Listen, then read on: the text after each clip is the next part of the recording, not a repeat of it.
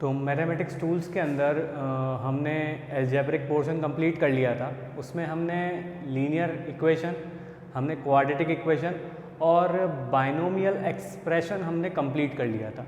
अब उसके बाद जो नेक्स्ट टॉपिक था वो नेक्स्ट टॉपिक था हमारे पास लॉगरिथमिक फंक्शन। देखिए हम टॉपिक के सीक्वेंस के अकॉर्डिंग ही चल रहे हैं, ठीक है। तो अब जो हम स्टार्ट करने जा रहे हैं वो है लॉगरिथमिक फंक्शन, और ये बहुत इंपॉर्टेंट टॉपिक है। तो लॉगरिथमिक फंक्शन के अंदर ये कुछ प्रॉपर्टीज़ हैं, पहले आप इनको नोट भी कर लीजिए और समझ भी लीजिए।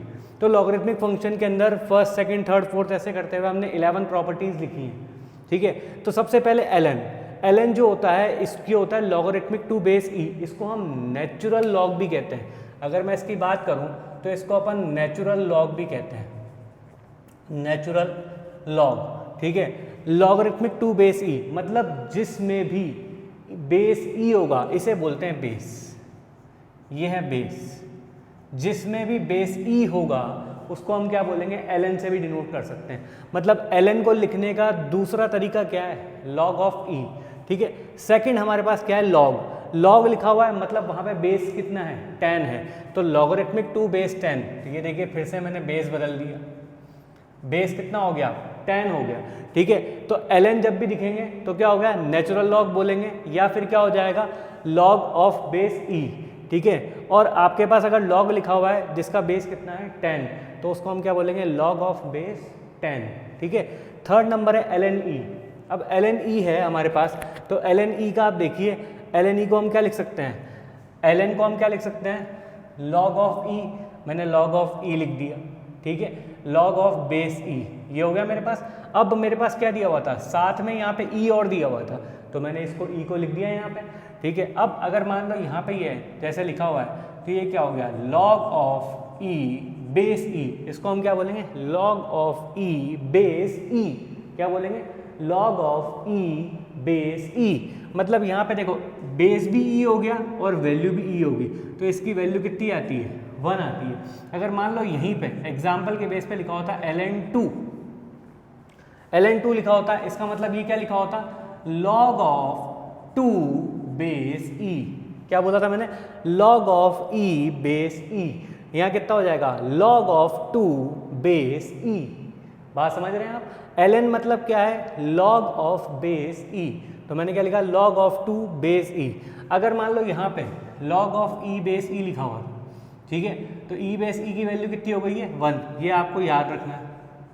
अगर ऐसे आपके सामने आ जाए log ऑफ 10 बेस 10, इसकी वैल्यू भी कितनी होगी, 1 ही होगी आपके पास, ठीक है। log ऑफ 10 बेस 10 वैल्यू कितनी, 1, ठीक है। तो आप यहाँ से देख सकते हैं इस चीज़ को कि हमें दिमाग में रखना है कि अगर log of e base e आ जाए तो इसकी वैल्यू कितनी हो जाएगी, 1।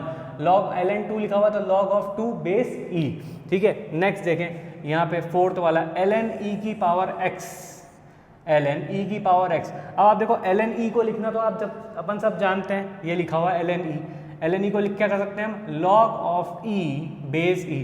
मैंने भी वही लिखा log of e base e, लेकिन e की पावर भी तो x है, क्या है, e की पावर है x। अगर e की पावर है x तो आप देखो e बेस e तो कितना बनेगा, 1। लेकिन ये पावर जो होती है लॉगरिथमिक फंक्शन में, पावर हमेशा उठ के कहाँ आ जाती है, आगे आ जाती है। तो ये क्या हो जाएगा, x log e base e। देखो आप पावर काउंट क्या आ जाती है, आगे उठ के आ जाती है। तो log of e base e, log of e base e की वैल्यू कितनी होती है, 1। तो मतलब x इंटू 1 इक्वल टू कितना आ जाएगा, x। बात समझ में आ गई।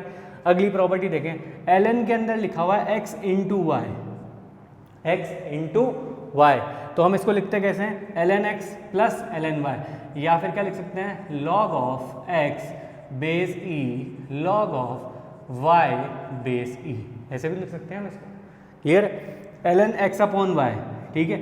ln x अपॉन y कैसे लिखेंगे, ln x minus ln y, यानी क्या लिखा हुआ है ये, log ऑफ, अगर मैं इसको देखें, log of e base x minus log of e base y। यहाँ पे कितना हो गया, log of y base e, यहाँ पे कितना है, log of x base e।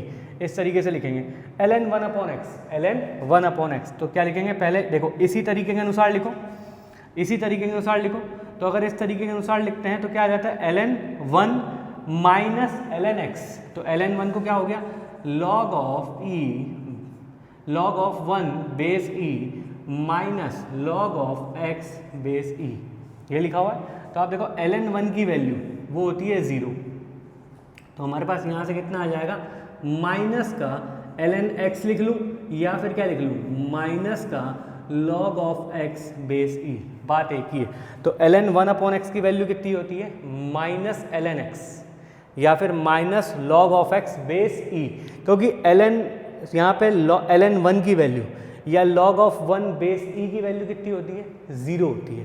ठीक है, 8 नंबर प्रॉपर्टी को देखें, ln x की पावर n, ध्यान से देखें ln को क्या लिख सकते हैं, log of e, हम क्या लिख सकते हैं ln को, देखो log of e लिख सकता हूँ, ठीक है ना, log बेस e और x लिख दिया मैंने, ये हो गया।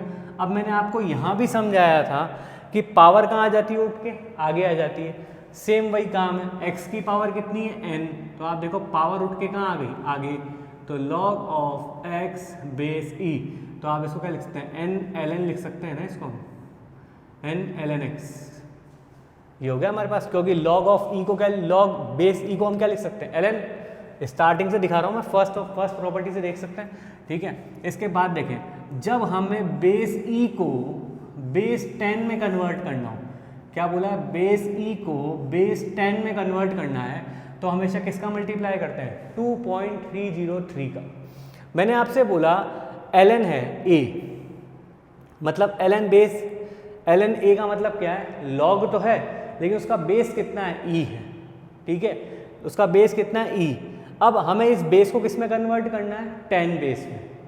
किस में कन्वर्ट करना, 10 बेस में। जब भी बेस e को बेस 10 में कन्वर्ट करना हो तो हमें किसका मल्टीप्लाई कर देंगे आगे, 2.303 का मल्टीप्लाई कर देंगे आगे। बहुत इंपॉर्टेंट प्रॉपर्टी है, आपको याद रखनी है। तो 2.303 log of a बेस 10, यहाँ पे क्या था, log of a base e, हमने बेस e को कन्वर्ट किस में किया, बेस 10 में, तो किसका मल्टीप्लाई करें, 2.303 का मल्टीप्लाई कर दें। ठीक है, अब देखें log x बेस a, यानी कोई सा भी बेस हो सकता है, a क्या है, कोई सा भी बेस 2 हो सकता है, बेस 3 हो सकता है, बेस 5 हो सकता है, बेस 6 हो सकता है, बेस 7 हो सकता है, तो बेस तो कोई सा भी हो सकता है। ठीक है, अब क्या है, अगर आपसे बोला गया log of x base a, तो मैंने क्या करा इसको, log of x, सबसे पहले क्या करेंगे, base e divide by log of a base e, ऐसे भी लिखा जा सकता है इसको। ठीक है, कैसे लिख सकते हैं, अगर मान लो यहाँ पे लिखा होता, यहाँ पे लिखा होता log of, अगर मैं यहीं पे लिख देता log of, मान लो ऐसे लिख देता 2 बेस यहाँ पे 3, तो आप कैसे लिख सकते हैं, देखो इसको लिख सकते हैं log of e base 2 divide by log of 3 base e, ऐसे लिख सकते हैं हम इसको। क्लियर है, तो log of x base a को हमने कैसे लिखा, log of x base e divide by log of a base e। Clear है, अब जरा दिमाग लगा के देखें, यहाँ पे दिमाग लगा के देखें, log of x base e equal to alpha दिया होगा, ठीक है ना, log of x base e equal to क्या दिया हुआ है, अल्फा दिया हुआ है। ठीक है, तो अब यहाँ से log of x base e equal to alpha दिया हुआ है, तो आप देखें यहाँ पे हुआ क्या है, यहाँ पे हुआ क्या है, आप देखें इसको क्या लिख सकते हैं हम, x इक्वल टू ई की पावर अल्फा, क्या लिख सकते हैं, x इक्वल टू ई की पावर अल्फा। देखो बना कैसे, सबसे पहले ये समझते हैं, मान लो मैं दोनों साइड log लिख देता हूँ, log of x लिख दिया, यहाँ log of e अल्फा लिख दिया। ठीक है ना, अब हम यहाँ जो बेस लगाया है वो क्या लगाऊंगा, e लगाऊंगा, दोनों का बेस। अब आप देखो ये क्या लिखा हुआ है, ये तो आप देखो ये वाली चीज़ तो ये लिखी हुई है, ये वाला क्या है, आपको मैंने बताया था बेस भी e है और वैल्यू भी e है, पावर कितनी आई हुई है, अल्फा आई हुई है। तो आप देखो यहाँ से log of x e, और अब अल्फा को आगे लिया है तो कितना आ जाएगा, log of e base e, log of e base e की वैल्यू कितनी हो जाती है, 1, तो मेरे पास कितना आ गया, अल्फा इंटू 1, मतलब कितना आ गया, अल्फा। तो आप देखो वही वैल्यू उठ के आ गई कि नहीं आ गई। तो अगर यहाँ पे लिखा हुआ है log, यहाँ वो वैल्यू लिखी हुई है, यहाँ क्या लिखा हुआ है, base e equal to alpha लिखा हुआ है, तो x बराबर हम सीधे सीधे क्या लिख सकते हैं, e की पावर अल्फा। यानी यहाँ पे जो भी बेस लिखा होगा वो इसकी पावर में चला जाएगा। बात समझ में आ रही है, यहाँ पे जो भी बेस लिखा होगा वो कहाँ चला जाएगा, सीधा उसकी पावर में चला जाएगा। बात क्लियर हो गई। ये 11 प्रॉपर्टीज़ हैं और आपको इन सबको ध्यान रखना है। लॉगरिथमिक की बहुत इंपॉर्टेंट प्रॉपर्टीज़ हैं और हमारी पूरी फिजिक्स में इसका यूज़ आएगा, और मैथमेटिक्स वाले हैं उनके लिए भी यूज़ आएगा, और बायोलॉजी वालों के लिए उनके लिए भी यूज़ आएगा। आप इसको नोट कर लीजिए, फिर मैं 1-2 एग्जाम्पल करा देता हूँ आपको, ठीक है।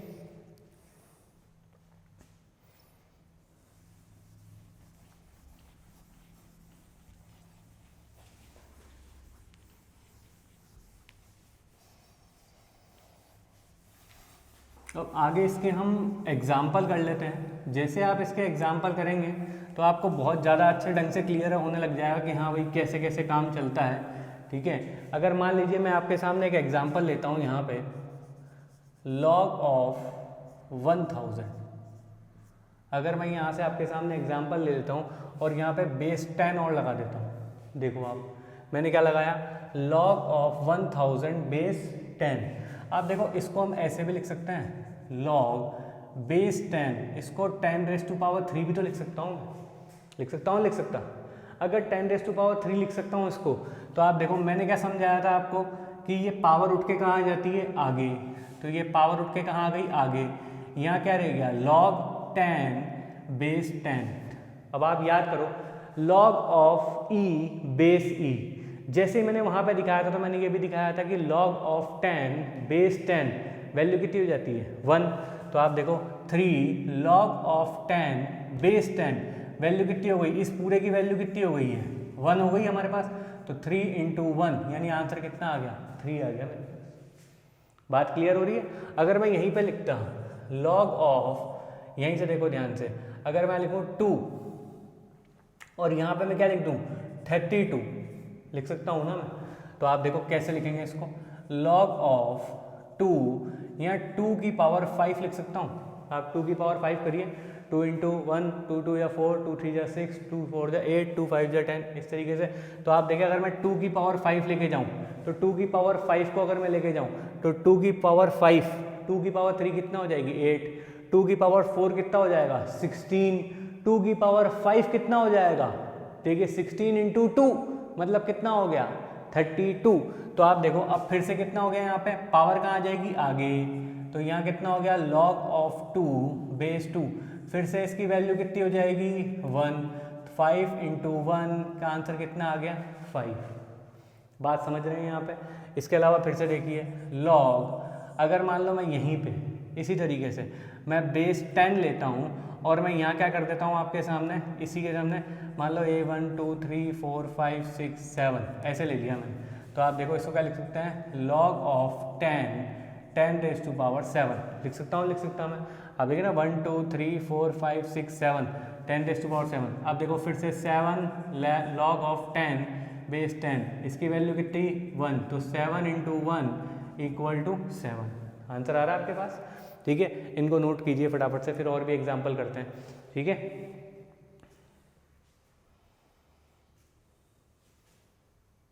अब देखें एक और एग्जाम्पल देखें यहीं पे, log ऑफ e, ठीक है। आपको दे दिया log ऑफ e और यहाँ से दे रखे हैं आपको x की पावर, यहीं से log ऑफ e x की पावर आपको दे दिया गया यहाँ पे इस तरीके से कि log ऑफ e, और यहाँ दे दिया गया आपको x की पावर 4। क्या दे दिया गया, log ऑफ x की पावर 4 बेस e, और मैंने यहाँ लिखा k, क्या लिख रहा हूँ, k into log of 10 base x, ये लिख दिया मैंने। अब आपसे बोला गया फाइंड वैल्यू ऑफ k, ये बोला गया, ठीक है। क्या बोला गया, log ऑफ x की पावर 4 बेस कितना है e, लेकिन यहाँ पे क्या लिखा हुआ है, log ऑफ x बेस 10, ठीक है। एक प्रॉपर्टी याद कीजिए, मैंने आपको एक प्रॉपर्टी बताई थी, जब बेस e हो और हमें किस में कन्वर्ट करना हो, बेस 10 में, तो किसका मल्टीप्लाई कर देते हैं, 2.303 का मल्टीप्लाई कर देते हैं। तो आप देखें यहीं पे इसी क्वेश्चन के हिसाब से हम देखें, दिमाग लगाएं। पहले तो हम इसको लिखना सीखें, log ऑफ e x⁻4, इसको हम लिखें यहाँ पे। तो हम क्या लिख सकते हैं, देखो पावर काउंट क्या आ जाती है, आगे। तो ये कितना हो गया, 4 log ऑफ, यहाँ पे कितना हो जाएगा, ex, हो जाएगा नहीं हो जाएगा। अब बेस e को अगर बेस 10 में कन्वर्ट करना होता है तो किसका मल्टीप्लाई कर देते हैं, 2.303 का। ठीक है। अब यहाँ पे क्या है, 4 का मल्टीप्लाई तो ऑलरेडी है, 2.303 का मल्टीप्लाई फिर कर दिया, और इसको किस में कन्वर्ट कर दिया, log of 10 log of x base 10 में। अब आप देखो बेस e से कन्वर्ट किस में हुआ, बेस 10 में, और किसका मल्टीप्लाई हो गया, 2.303 का। साथ में किसका मल्टीप्लाई कर दिया, पहले से यहाँ पे पावर जो 4 थी उसका मल्टीप्लाई कर दिया। तो आंसर कितना आ गया, 4 3 जा 12, 4 3 जा 12, 4 2 जा 8 और एक 9.212।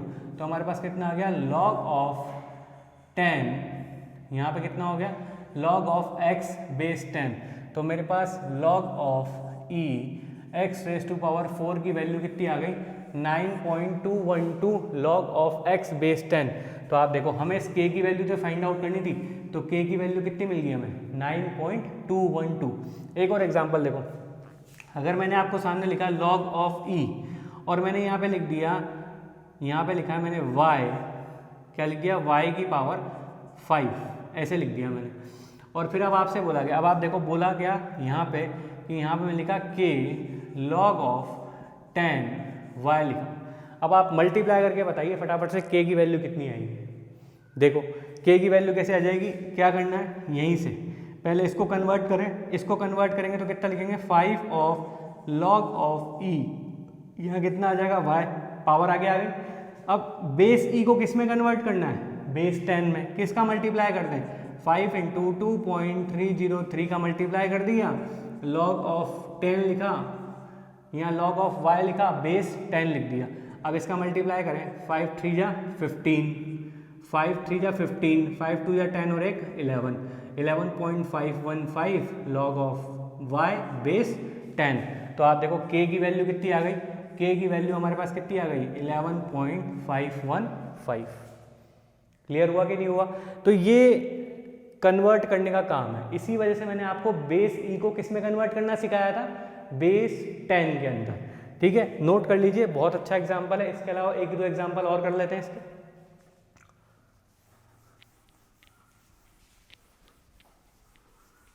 देखिए एक दो एग्जांपल और करते हैं इसके यहीं पे। अगर मान लीजिए मैंने ऐसे लिखा हुआ है, log of a base b into log of, क्या लिखा हुआ है, log of a base b, और यहाँ क्या लिखा हुआ है, log of b base a, क्या लिख दिया, log of b base a। तो इसको कैसे लिख सकते हैं, आप देखो मैंने आपको एक वैल्यू और एक बेस, इसको बेस e में लिखना सिखाया था। आप देखो मेरे को बोला गया कि log of a base b को, दोनों को a और b को बेस e में लिख के दिखाइए।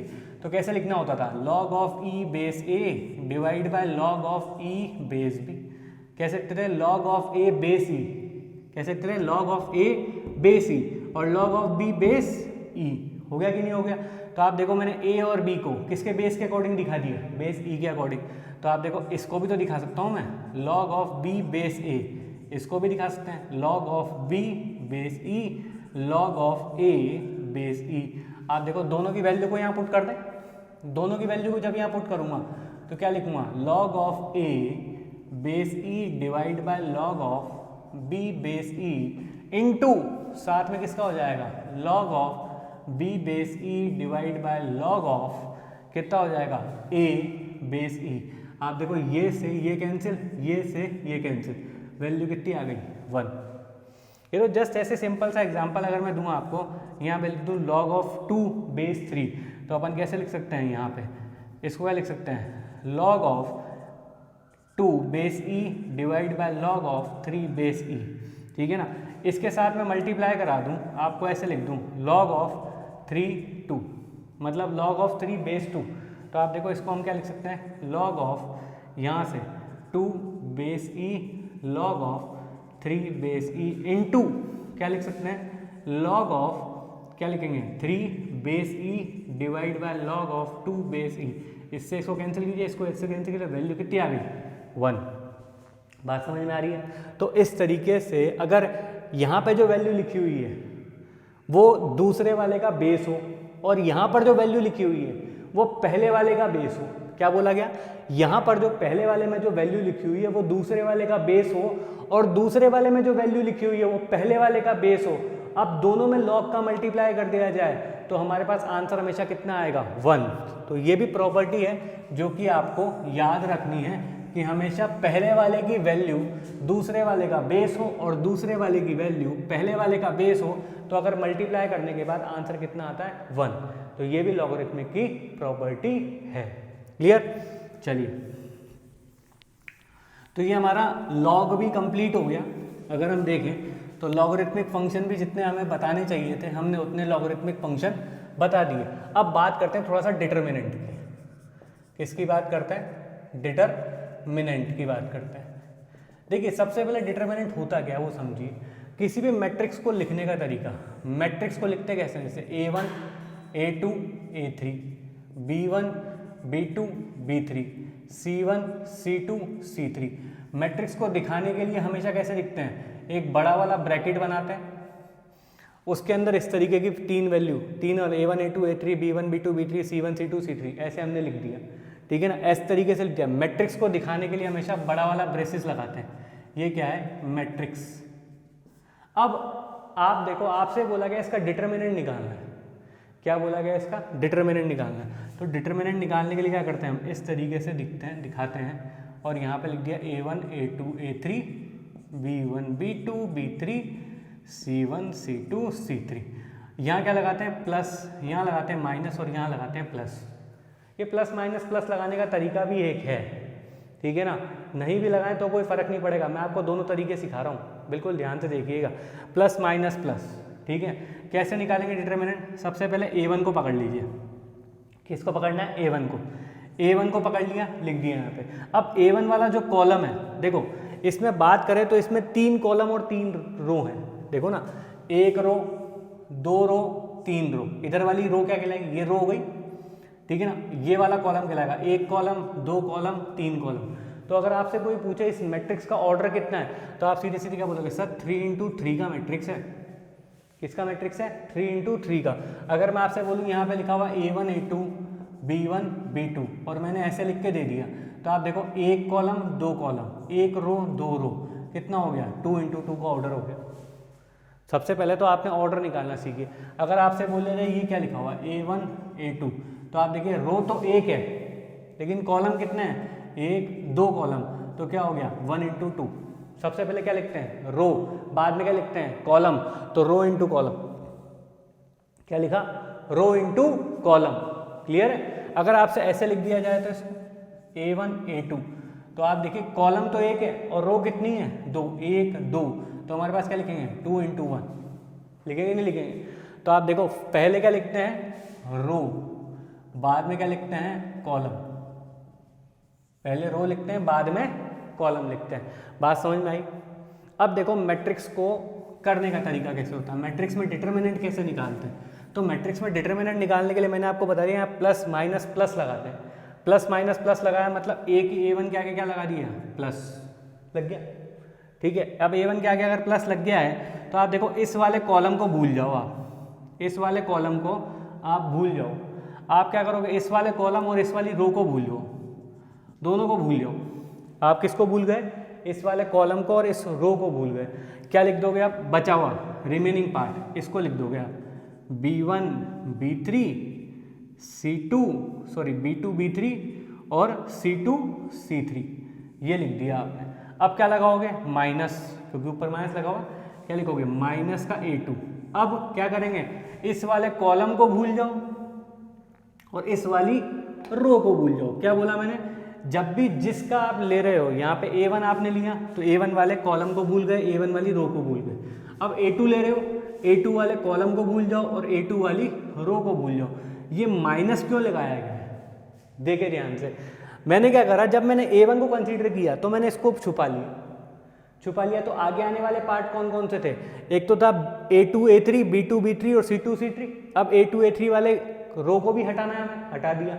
अब बचे कौन से? इस वाले कॉलम को हटाने के बाद हमारे पास कौन सा? इसके जस्ट बाद वाला कौन हुआ?